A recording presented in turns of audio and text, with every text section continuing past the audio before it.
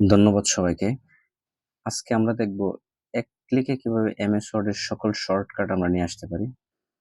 আমি দেখতে পাচ্ছেন আমার ডেস্কটপের ল্যাপটপের যে স্ক্রিনটা সেখানে লেখা আছে Alt প্লাস F8, নিচে লেখা আছে লিস্ট কমান্ডস। তাহলে এই দুইটা ফাংশন ব্যবহার করে আমরা সকল শর্টকাট নিয়ে আসবো।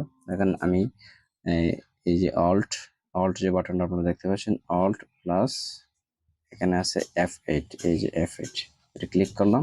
তারপর একটা বক্স এখানে ওপেন হলো। এই বক্সে আমরা টাইপ করব যে লিস্ট কমান্ডস। আমি যদি টাইপ করি